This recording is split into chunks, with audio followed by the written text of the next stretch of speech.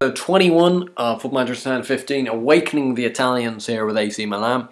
Junior Rackets, the 24th of September 2016, and I'm here to report you on what has been a fairly dire first month of the season here with AC Milan. Of course, after a good season last year, finishing in second place just by a point to Roma, finishing ahead of Juventus, we've really started off this campaign extremely slowly.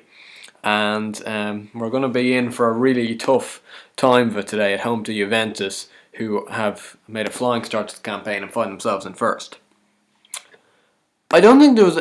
there was actually. There was one more move in the January transfer window that you guys didn't see. None on the out, just a few loans that you guys wouldn't be too interested in.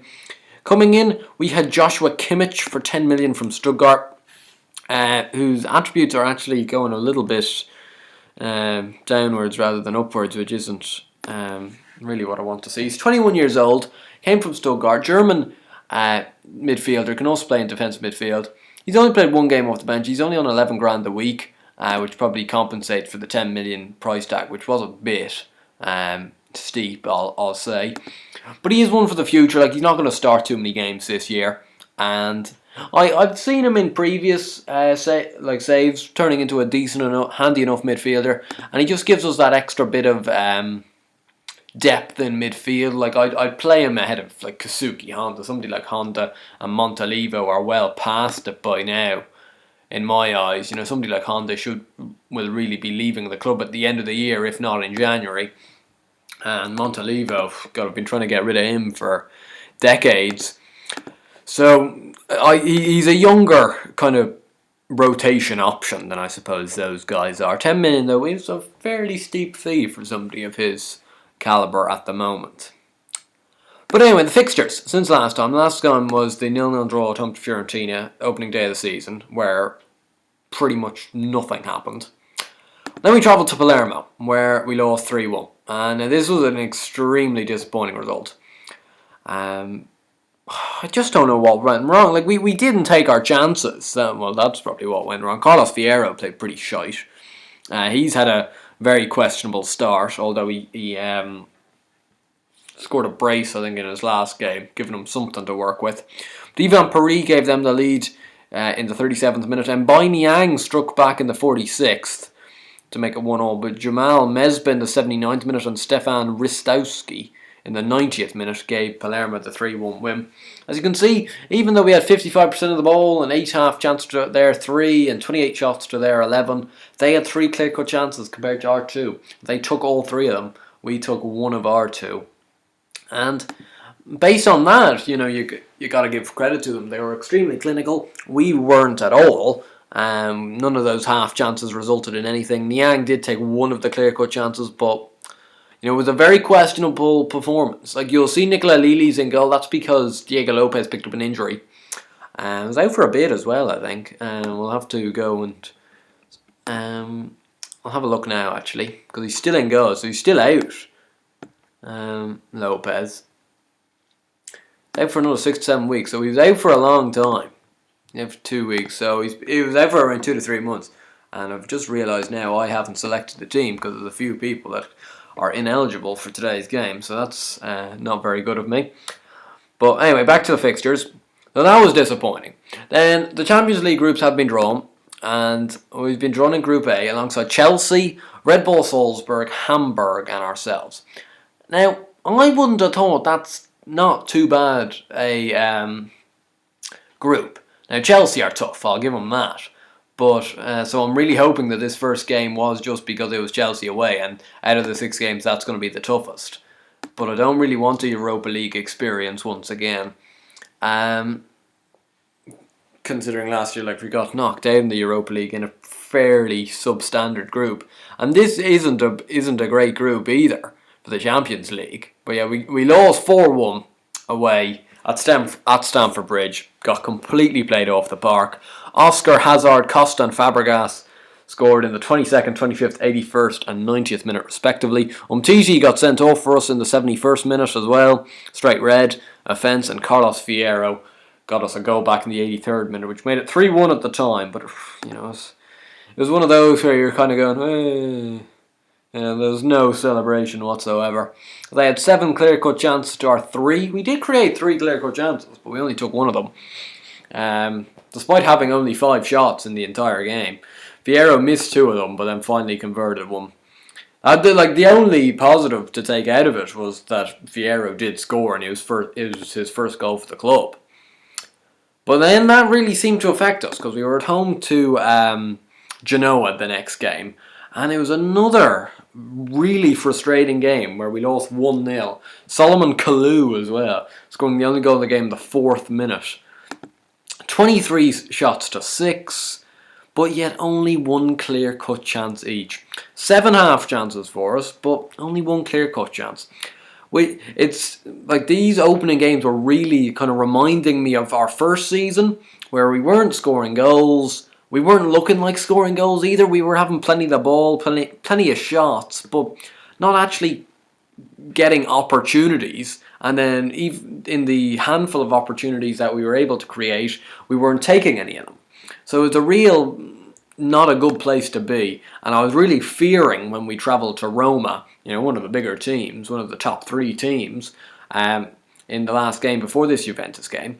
But I don't know how this works, but we managed to beat Roma away from home 3-1, which I was so surprised by, considering as well we went 1-0 down, a Marlon own goal in the 17th minute, not really helping us along. But Carlos Fierro finally stood up to be counted in this game and scored a brace, one in the 58th minute and one in the 67th minute.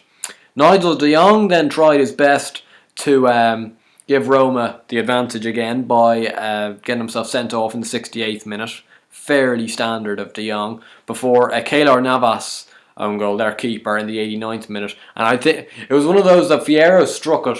It hit the post, came back, hit Navas, and then went in. So it was a bit unfortunate for him. But it gave us a 3-1 win, and I was ecstatic over this. I really was. Now, we deserved it. This one, we were back to our old selves. 5 clear-cut chances. We took 2 of them, so it's still not great, but at least we created clear-cut chances. 17 shots to 11. They only had 1 shot on target in the whole game. Of course, their goal wasn't a shot on target because Marlon headed it in himself. 50% of the ball each, so it was actually a little closer in terms of possession, but we were just way more clinical, and we did a lot more with the ball. But that still leaves us, when you have a look, in 19th place in the league after 4 games with just 4 points. Now, having said that, 14th to 19th are all on 4 points. Look at Juventus, they're top of the table with 10 points, yet to have lost a game and only conceded 2 goals. We've only conceded 5, but we've only scored 4, which has really been the problem.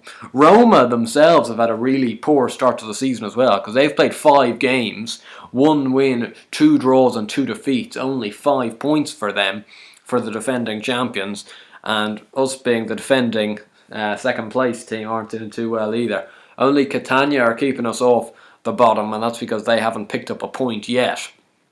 So I'm really fearing for our chances today.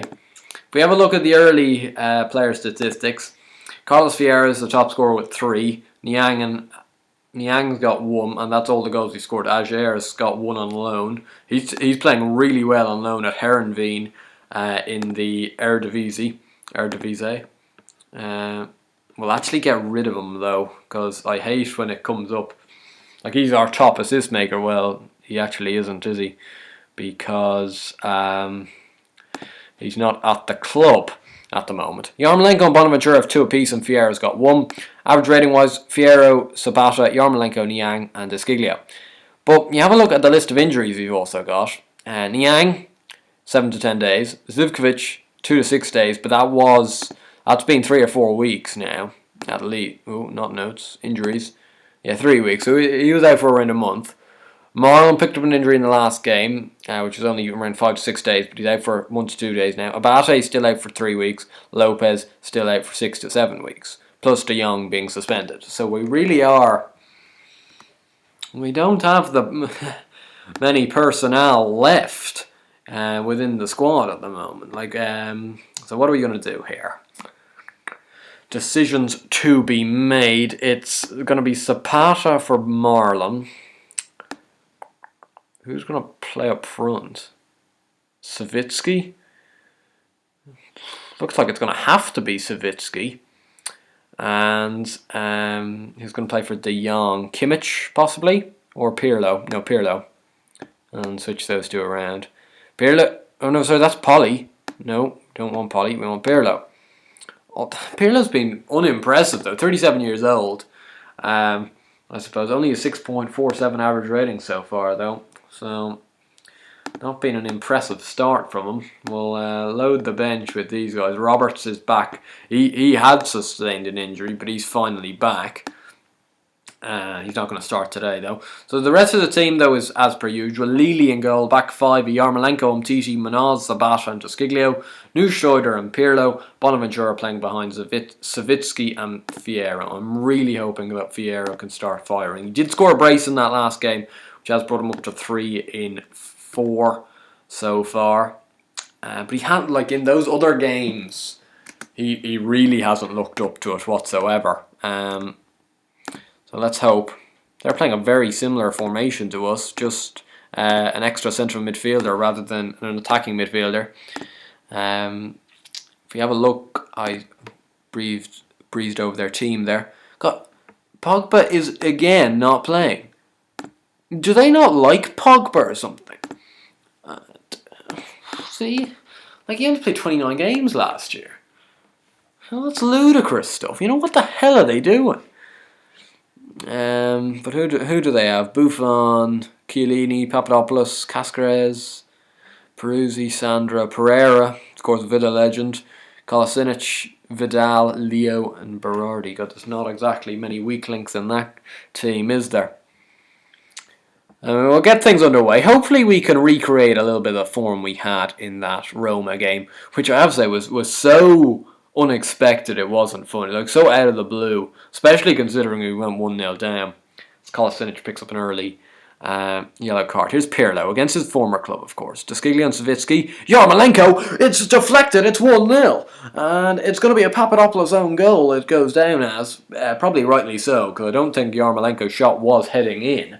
But we won't care. We'll take that any day of the week. And we're 1-0 up at home to Juventus after 8 minutes. Pirlo does well. Toskiglio and Savitsky with a nice 1-2. Toskiglio into Yarmolenko. And I don't know what Papadopoulos was doing, but it ended up deflecting off him and into the back of the net. And we're 1-0 up. And that's a good start. That's exactly the start I wanted. As you can see, we have reverted back to last year's tactic. I'm not sure whether I said that in the last episode. Not sure, but we're back to the narrower one. Berardi's going to make it 1-1. So it didn't last long. Domenico Berardi makes it 1-1 after 19 minutes with their first shot of the game. Of course, typical. But yeah, it just seems to work better. Like the wider one. We might give it another crack at some stage in the season, but we just need results at the moment, and this old tactic seems to be slightly better at giving us those results that we need. Pirlo now, go on, out to Yarmolenko, who's already got an assist because of the own goal. Toskiglio, take him on. Cross. Savitsky. It was handed on a plate to him. And he couldn't score his first goal for the club. God, what a time that would be to score your first for the club at home to Juventus. But I thought he'd missed it completely. Fierro. Oh! God, that was close. It really disappoints me that we're 1-1 here. Because as you can see, we've had all the going in this game. Apart from that one counter-attack from Juventus. Like, Juventus are on the ropes here, though. A few yellow cards thrown in. That's fairly standard from ourselves. We seem to be a pretty dirty team when it comes down to it. And it's half time. And I'm going to say I'm not happy. I know that's... it's risky saying something like that. You know, we are drawing at home to Juventus. And I suspect, like, at the end of the day, I'd take a draw at home to Juventus, but I feel with the way this game has shaped up so far, we should be ahead rather than 1-1. It disappoints me that we're still at 1-1. I'm going to keep it on control though. I'm not going to do anything silly just yet and stick it on attacking. I would only do that until it's either later on or we go 2-1 down, which wouldn't be too nice. Chiellini's now picked up a yellow. They seem to be getting yellows all over the place. Tevez is on for them. God, that's not going to end well, is it? Neusteuder. God, this game seems to be littered with yellow cards. Peruzzi now. Oh, no, we couldn't capitalise, and it's back to Buffon. Is he gonna roll it out? Yeah, to Cascarel. Peruzzi. Oh, good tackle. Fierro, would you move, mate? Come on. Get a move on, son. Herrera. Don't let the ball in behind. Umtiti does okay. Yeah, well done. Manaz. Neusteuder. Don't lose it. Yes. Bonaventura. Fierro. Come on, son. Savitsky. Fierro. Yes. 2-1. Carlos Fierro. That's why he's in the team. To get goals like that. That's a good counter-attack goal. Fierro does well. Slots it to Savitsky, and that's an excellent ball through from the youngster Savitsky. And I suppose you could say Fierro is a fellow youngster, but I just expect more from Fierro because of the reputation. Paul Pogba's on. No surprises there.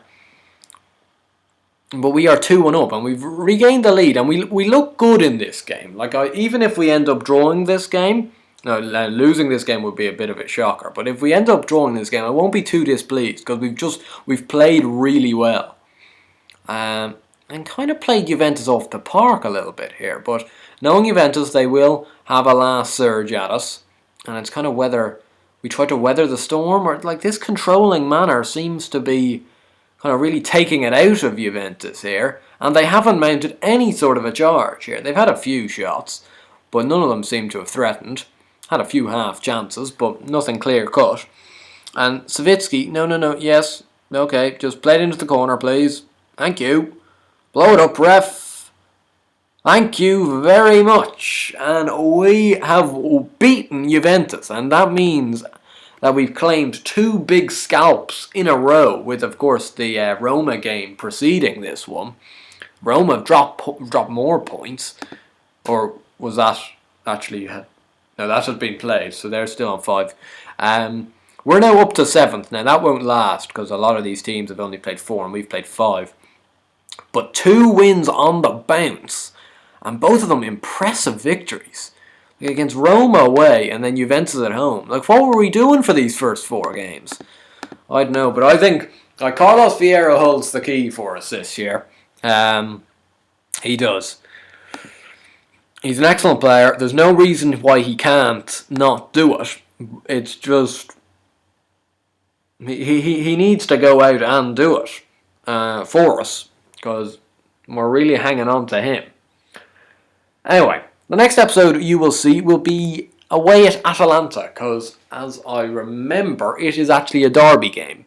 It's the Iambardo derby or something. No, not exactly... yes, I don't know, is that an I or an L? It's either the Iambardo derby or the Lombardo derby. Certainly not 10 out of 10 for pronunciation, that's for sure. But in between then and now, we've got a mixture of games. We've got Salzburg in the Champions League. We'd be looking to win that. Napoli away in the league will be tricky. Cesena away in the league, winnable. Hamburg at home in the Champions League, winnable. And Perugia at home in the league is winnable before returning for that Atalanta game. Anyway, if you enjoyed the video, please do give it a like and subscribe to the channel if you already haven't. I'll see you guys later. Bye.